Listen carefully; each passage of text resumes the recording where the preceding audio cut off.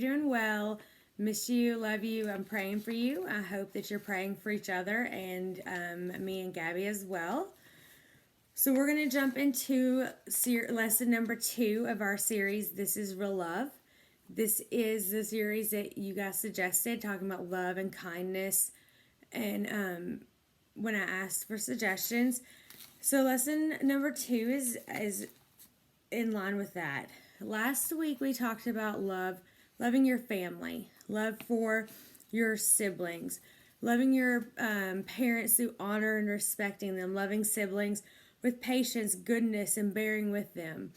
And I really hope that you guys took that to heart. I hope that you listened to it. We as leaders are putting a lot of time and effort and work into these videos to help you. And so I hope that they're helping. I pray that they're helping. I pray that you're listening to it and taking it to heart. And I hope that you put that into practice last week, that you spent time focusing on loving your siblings and parents. If you did, you probably found out it was harder than what you thought it was going to be, right? And that's natural, that's normal, that's kind of what I expected. So some examples, if you didn't listen or get to watch some examples, I'm going to give you just kind of throw out there to kick off this series today. Examples, so how do you feel when your parents make a decision you don't agree with? Or they ground you from your phone?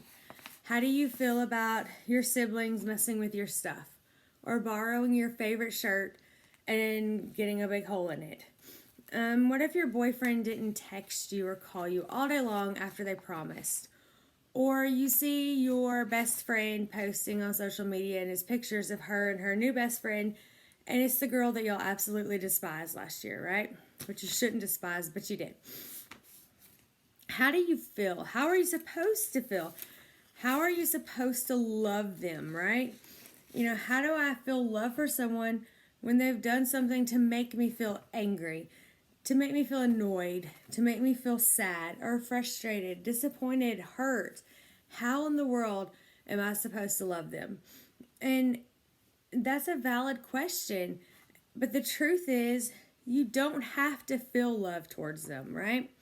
You don't have to feel like loving someone when you're angry with them. And then you're probably saying, but wait, Miss Sarah, you're telling me I don't have to love them? I don't have to show them love? I don't have to? No, that's not what I'm saying. I'm saying it's natural not to feel like loving them. But I'm also telling you, love is not a feeling. It's not. Let me repeat that. Love is not a feeling. Feelings and emotions change. They change on the situation. They change based on others' actions, right? They change on traffic driving down the road or being late or your parents grounding you or whatever it is. Feelings and emotions are based on the situation. It's hard to control how you feel. When somebody says something that hurts your feelings, it's hard not to feel hurt. It's almost impossible, right? But love is not a feeling. Love is a decision. It's a decision to follow God in obedience, to obey Christ. Love is a decision to obey Christ. It is an action to respond like Christ. So I really want to drive that home. Love is not something that you feel towards that person, and love is not dependent on that other person. You loving someone and showing love is not dependent on if they deserve it or if they've earned it. Love is completely dependent on having Christ at the center of your life. We've been talking about center of the universe on Wednesday nights, and this ties in because when Christ is in control of your life and is the center of every decision you make, your actions will respond in love. We have to let Christ be in control of our actions. And when you do, you can feel angry and still respond in love. You can feel angry towards the situation, hurt towards the action, but still show love and forgiveness to that person. And this may sound so foreign to you. I honestly didn't hear about love as an action until Josh and I were we're engaged and going through marriage counseling. It was required counseling before his dad would marry us. He does marriage counseling with all couples, and they talked about love being an action. And it really, the longer I've been married, the more I've thought about it, and the closer I dig into the Bible and get closer to God, the more it came to light for me that it is. Some ways that love is an action. It looks past the right now to the big picture. So yes, your boyfriend may not have texted you or called you today, but it looks past the here and now to the big picture of, do I still want them to be my boyfriend?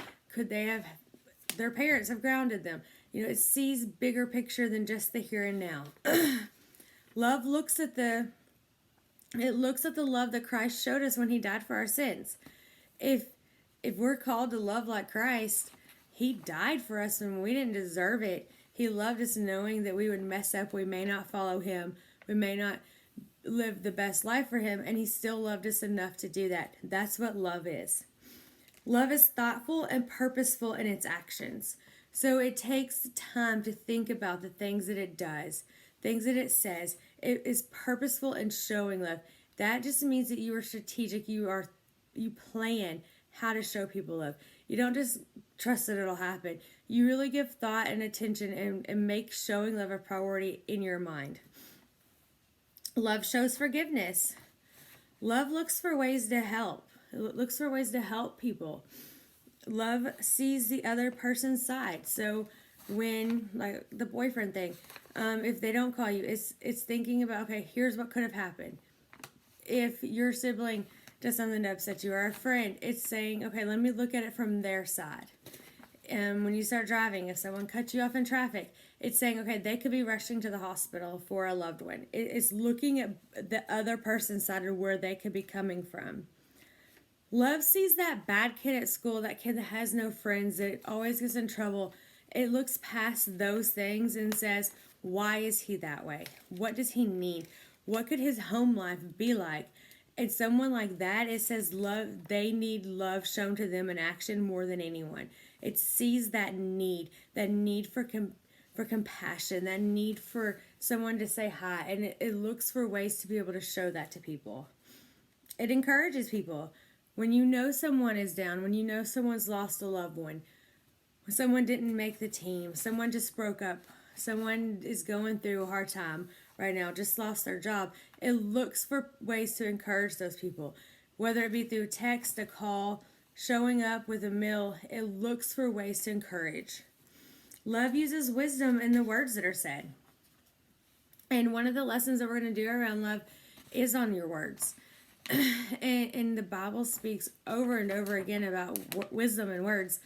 And sometimes that wisdom means not saying anything at all.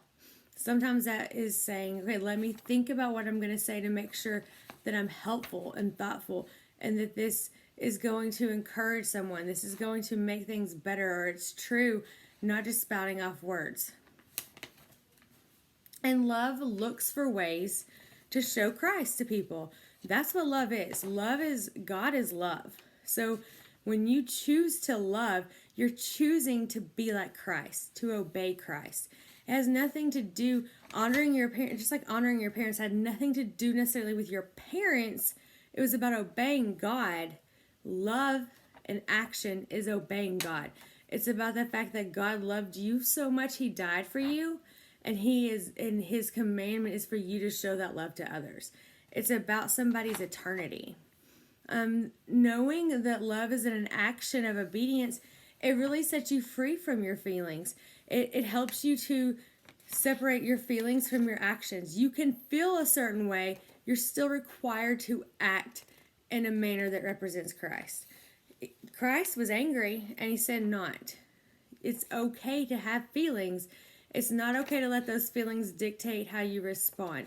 You're in control of you, and you were to show love in those moments through your actions. Like I said, it puts all the responsibility on you. It's not about that other person deserving it or earning it or you feeling like they need it. It's not about that person catching you on a bad day, you having a bad hair day. It's about you. You have a responsibility. You have a command in the Bible from God himself that says to love in action. So that, that's just such a big point to me. None of the rest of this lesson is in the series is going to matter. It's not going to impact your life. It's not going to help you. It's not going to help others if you can't get that love is an action. We're going to talk about how you love your crew, your boo, your enemy. We're going to talk about how you love how to love different groups of people. We're going to talk about how to love through words and kindness. But none of that matters if you can't grasp the fact that love is an action. So this week, I have some things I want you to do. First of all, I want you to look for ways that you can practice love in action. Look for a way that you can show love, and try to find a way when maybe you don't feel like it's deserved. Look for ways to make love in action despite how you feel. Also, I need you to start looking at Bible verses about love. There are a bajillion Bible verses about it. I'm going to share some material with you to get you started on them. But, think outside the box. Think of topics about like your words, your different things that love is. And then look those words up. Make sure you understand what they mean. Love is patient. Love is kind. Really dig into, okay, so what does it mean about love is kind? How can I be kind? And I need you to have those verses for the following series. So I'm telling you to look up Bible verses about love this week. I have not got a great response from people about, hey, I've done the lesson on Wednesday nights or Sunday mornings. So please make sure you let us know if you've listened to it. Shout out to Ellie. She texts me every Sunday and Wednesday to let me know she's listened and what she's learned. And that encourages me and helps me to know that I'm on the right track. Or if you hate it, hey, this is not making sense.